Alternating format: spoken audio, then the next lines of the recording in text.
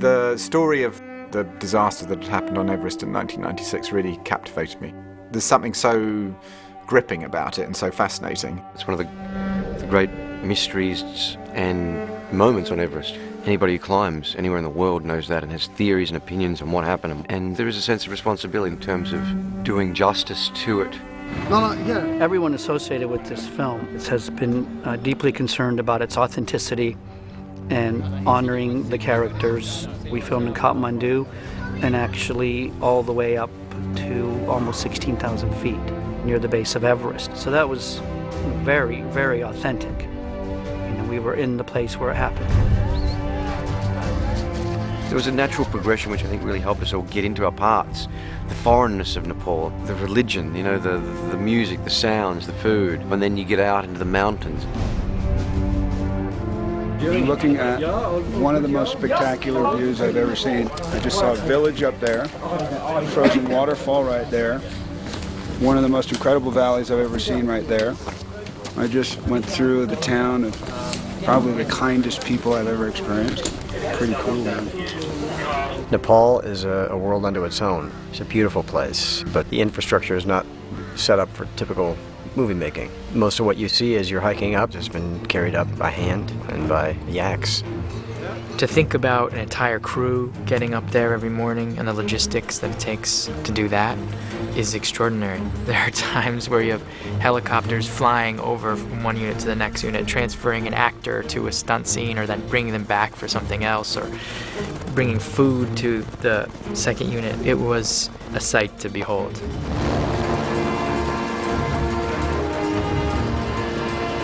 I've calculated we had over 190 to 200 individual helicopter landings in the approach to Mount Everest.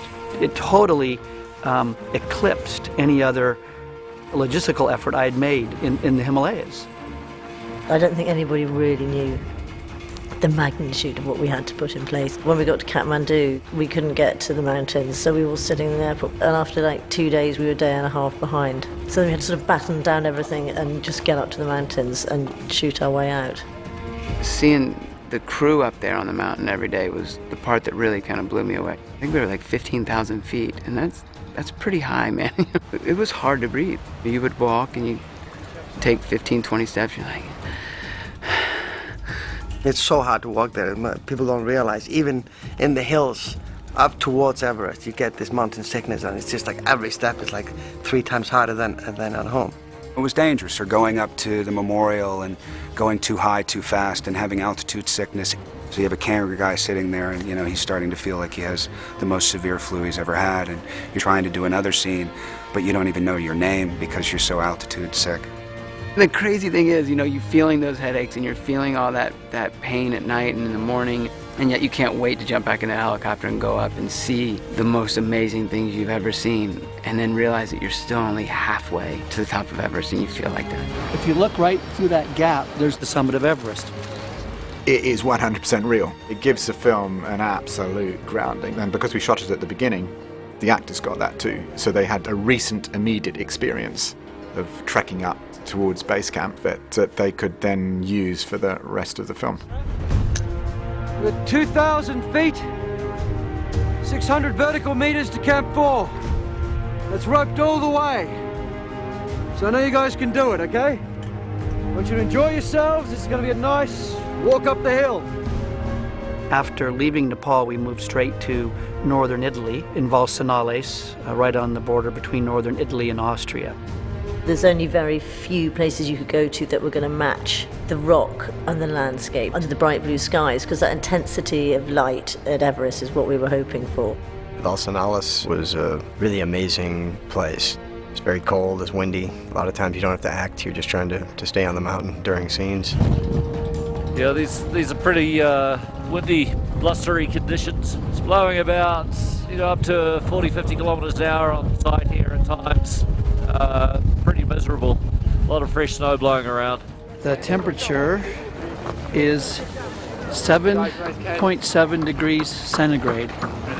We have wind that's gusting from 10 to 15 to 20 kilometers per hour. So it's really hard on exposed hands and exposed flesh, especially for the camera team and the grips that have to grip bare metal. It's just kind of like Arctic filming conditions. It took them 3 days to get the wind machine up. And when it came to it, we didn't need the wind machine. It was brutal. It was serious with avalanche warnings and having to move and our sets getting buried and Sherpas having to dig them out, and yet we persevered and we got some hardcore stuff. Pull out, Rob, back, overtakes him. Boom. Take the wind. We had this phrase that I said, please no acting, We are going for the visceral, but the reality of it, not putting on a character, being somebody on a mountain. We do takes on this movie, 15-minute long takes. Balthazar likes to roll and likes us to experience the elements and has pushed us in that way. I love that. Getting as close as you can come to the real thing is always fascinating. There's no substitute for how an environment really impacts upon you, and whether that's freezing wind or driving sleet and snow and your inability to see properly and breathe properly. I'd rather suffer through that knowing that it's going to look authentic and amazing than be uncomfortable. Deep breath. People get bored of nice times, That's like sitting in the sun for 2 months. You just get bored, First day of shooting, minus 30 Celsius. I mean, you could hardly think it was so cold, You get through it in a weird way, and it looks great on film, breath coming out of them and the coldness in their faces. You have to come together when you're uncomfortable. You have to, And there was enough chaos on the set and chaos in the mountains that we all came together. We were on an expedition. We were a team, from day one. We bonded very quickly. I mean, I can honestly say that I made friends on this, and I know for a fact that they will be friends for the rest of my life. And I think a lot of that has to do with the fact that we really went through something together, You see the personalities of the characters come out, but you also see the actor behind it going through a massive amount of emotions. And in my own way, I got to watch these actors go through a trajectory of severe emotions. Hey, listen, mate, I've checked twice. Okay, I'm telling you, they're only half full. Okay. It was an immersive experience, and I think that's what people enjoyed. We're able to get through the tough hours and the length of the shoot and the difficulties. These types of films and these types of shoots don't come around very often. So, we all went off on a very big adventure together. We all had a very good time. We had a really good time together, and it's not like a usual film set. If you're going to make a movie about people climbing up the highest mountain in the world, you need some sort of rugged individual to be the leader of that. Balthazar Kormaker is the perfect mix for the movie. There is a fearlessness to him. He wants this movie to be massive. He wants this movie to feel dangerous. He wants you to feel exhilarated in the process. Yet at the same time, there's a huge beating heart underneath it. That looked good. That's the best one. I call Balt the horse because he's like the strong man, He's extremely competitive, works so hard. He's not going to put you through anything that he wouldn't do himself. He's a great leader in that aspect. I trained a lot myself, bicycling in a snowstorm at home, just getting myself into physical and mental state of being able to sustain focus through this kind of adventure. His approach is so sort of gung-ho. He really doesn't want to hear that you can't do something. And I think the fact that he was an actor first and foremost before he became a director, his sense is like, I've been an actor. I know what it's like, and let's just do it. He's really interested in not just what he thinks he needs, but what the actors might bring beyond what he thinks he needs. So we're encouraged to bring something new on every take. And once he has what he needs, roll a couple more times and see if things come out that he might think were more interesting than things that he might have thought could be part of the scene. And cut! For me, in the end of the day, Everest is a metaphor for any kind of ambition. Whether it's making movies or whatever it is, this is the most clearest picture of that. There's only been one other movie before this film that I've made in my career that the environment of shooting has been similar to. And beyond anything, even more so than the movie itself, the relationships we have all made together have been incredible. This movie, this mountain deserves that. I think Universal and Working Title know that, and I think they are working as hard as they can and have for so many years developing this project because they want to do service to all the people who perished and those who have been up there, have summited, have come down safely, and those who wish to in the future. Part of being human is reaching out to try and conquer different things. There's something in the human being who wants to do what Jake does in the movie, which is to touch the top of it. I think we've gone a long way towards doing that. There are a lot of my friends now who haven't got a voice anymore.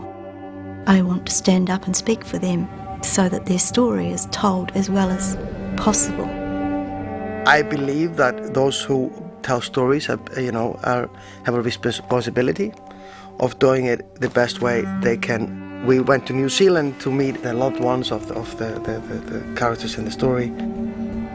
Jason came over in September 2013 with the producers and with Balthazar Concours, the director. They all impressed us with their stated aim to try to make as authentic a production as possible. Yeah, what are we doing in a planet? Everyone I met, the first thing they said was, tell me more about this person. How did they act on the mountain? How do they speak? How do they move?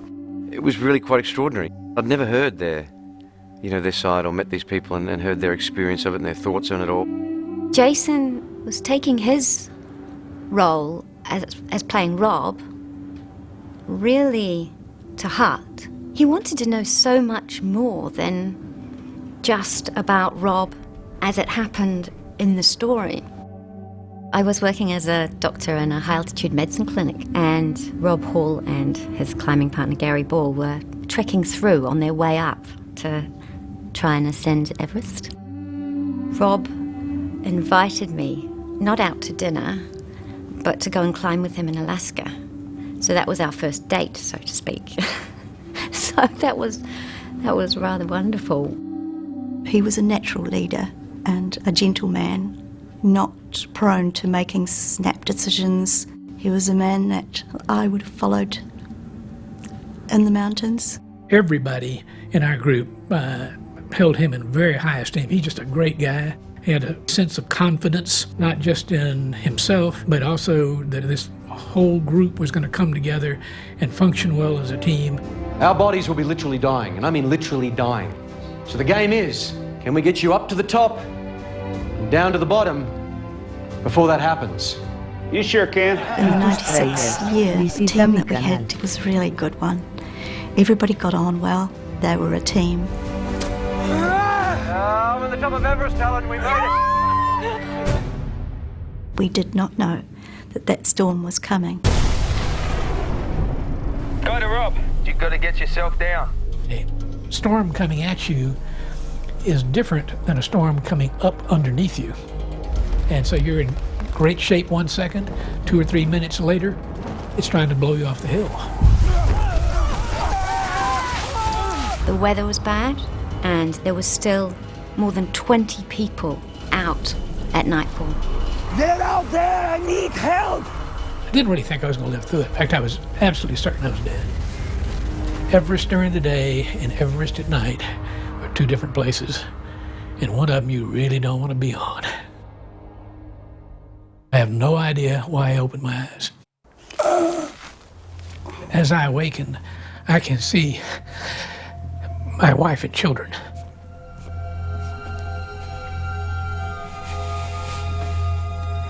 As if they were just standing in front of me. And it drives me to my feet. When it came right down to it, I just wasn't ready to die. And I was going to keep moving and keep trying until I was taken down. But one way or the other at that point, I was absolutely confident whatever was required, I was going to walk out of this place. Early in the morning of the 11th of May, I heard a voice and I said, "That's Rob," and I just scrambled to the radio. Rob, you've got to get moving. You've got to come on down. I talked with him, and at that instant I knew he was going to die.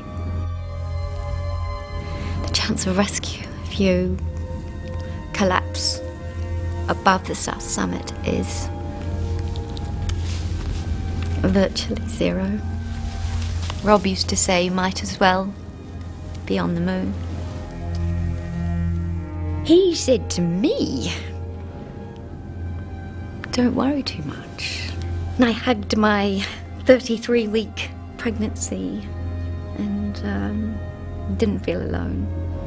When they all came back to New Zealand, I was given a letter signed by all the Sherpas, the base camp ones and the mountains. They wrote, Dear Dr. Jan,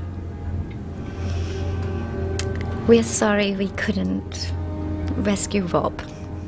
Too much windy on South Col. And then all their names.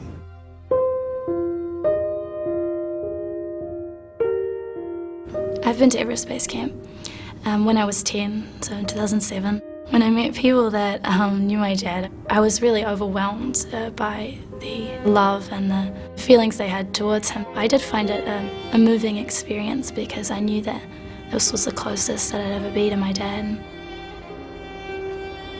Not peachy. It turned out to be maybe the best thing that's happened to me in the last 20 years. It saved my marriage, it saved my relationship with my kids. I now live much more in the present. I am much more at peace. If I knew every bit of pain, every bit of loss, I'd do it again in a heartbeat. I think we do need to shine the light on people who do extraordinary things, and that is my hope. And people see those things and think, we can do extraordinary things.